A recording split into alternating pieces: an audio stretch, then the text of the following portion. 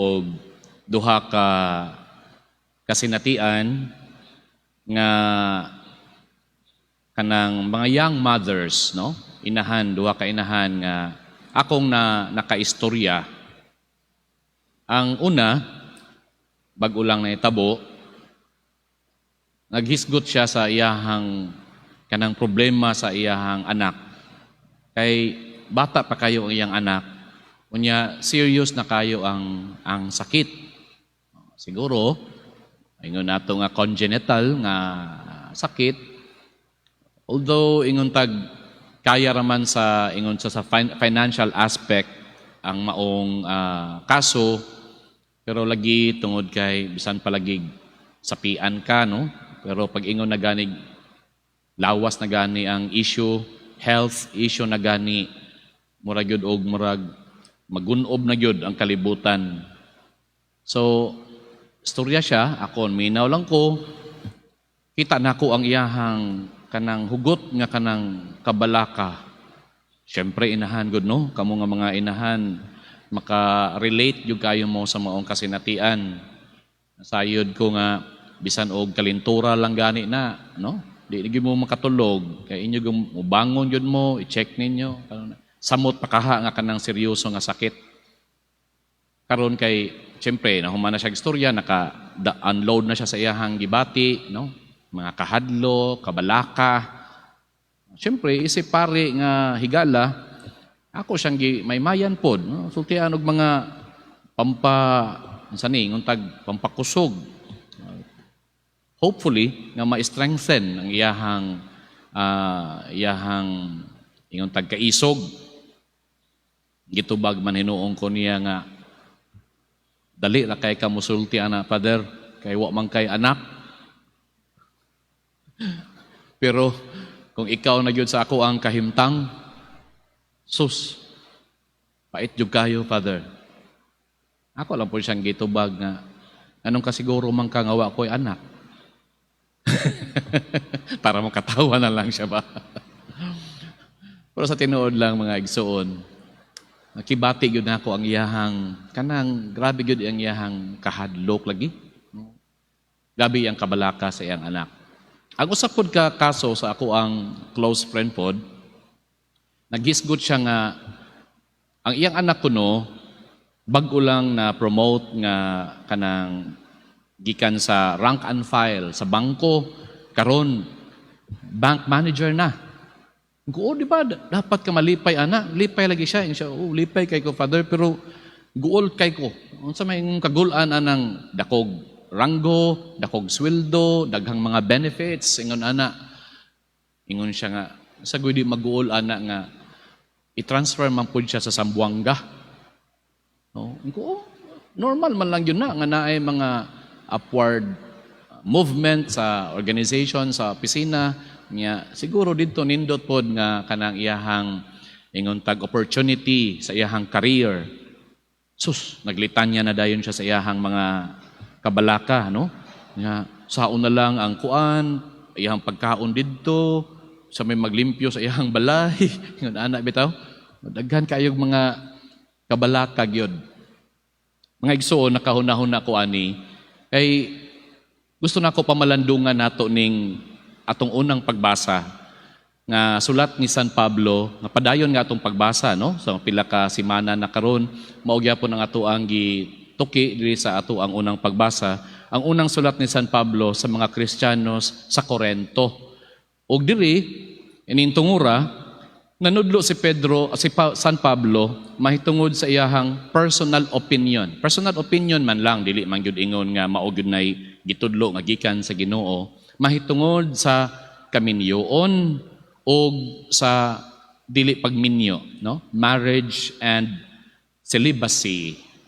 O matod pa niya, iyang panudlo, nga kung ako pa ninyo, kung ato ang iyano nga pagkastorya ang gisulti sa ang sulat ni San Pablo, ang iyahang tambag sa mga dili minyo, ngayon siya, ayaw na lang mo pagminyo.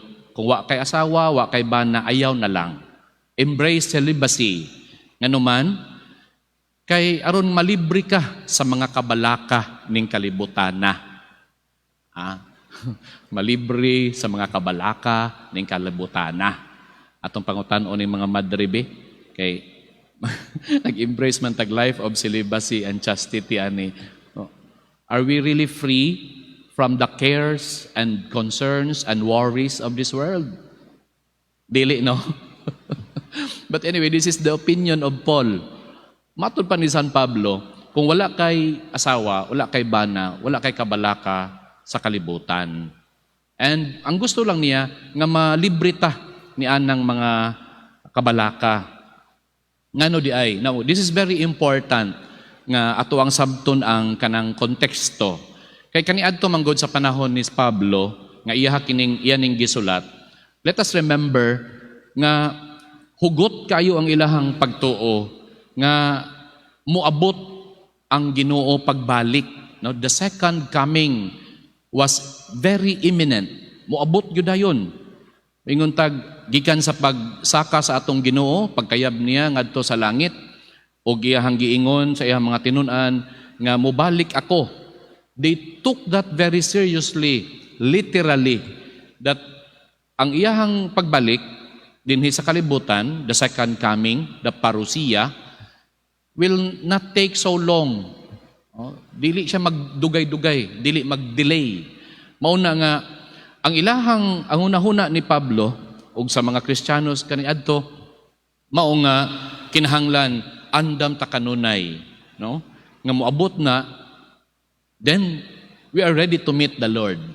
Ingon ana. Nya kay unsaon taman nga niabot na magpila ka tuig, no? Wala magyapon ni abalik ang Ginoo. Muna nga nausab ang pagtudlo ni Pablo. Pero una pa nausab ang iyahang pagtudlo bahin sa kaminyoon. Matod pa niya, ang kinabuhi inuon gyud nga kaminyoon, no? Maghuna-huna gyud sa mga kabalaka ning kalibutana. Kamo nga mga minyo tinuod man gyud na, no? Bata pa ko, muna'y madunggan ako sa akong mama pod, no? Una-huna niya, pagmata daw niya, unsay lutoon para pamahaw. Plain housewife man ako mama, no?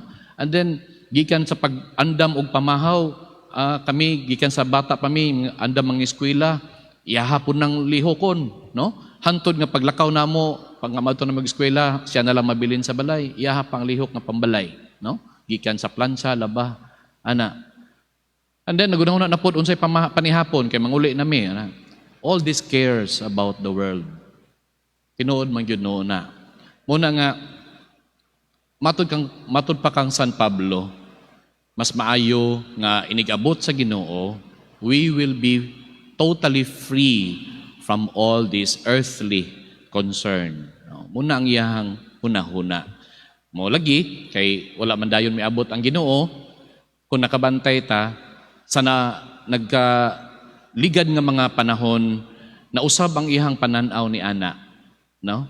Diha sa iyang sulat ngadto sa mga Efeso, Kristiyano sa Efeso, ang iyang sulat mahitungod o panudlo niya mahitungod sa magtiayon, nagpakita nga appreciative kayo siya sa kinabuhi nga kaminyoon.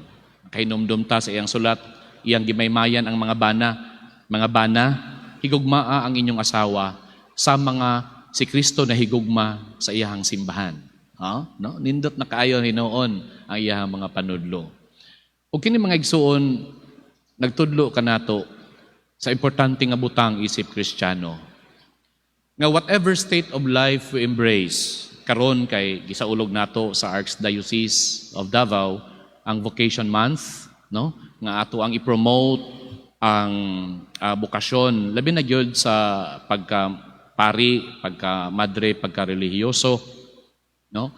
Whatever state of life nga atong gibati nga gitawag kita, ang gikinahanglan lang is how much love we give into it. Unsa man gyud ang ato ang kapasidad sa gugma nga atong gihatag sa matang o estado sa kinabuhi nga atong gipili. And that is most important. Kay numdumta sa mga pulong ni Saint Mother Teresa of Calcutta. What really matters is that the amount of love that we give. No? So dili kayo a matter of unsa ba nga unsa ni kabtangan, no? It is about our love. Kay kung naa ang gugma, musunod na gyud tanan. The amount of effort, the amount of fidelity. Ang mga igsuon atong iampo ang mga tanan nga mga magtiayon, labi na kadtong atong na suod sa ato ang ilhan nato, labi na kung sila karong mga panahon na nahiagom sa mga kalisod. I do na shaky gamay ilahang panaguban ato sab nga iampo ang mga pari o relihiyoso sa ilahang mga na gipili nga bukasyon. Ug ingon man ang mga igsuon nato nga mipili sa single blessedness, no? Nga unta bisan sa ilahang pagkainusara makakita sila sa gasa sa bukasyon nga ilahang sila gipili sa Dios ug nga labi na gyud ang pagtahan sa ilang kinabuhi ngadto sa uban. Amen.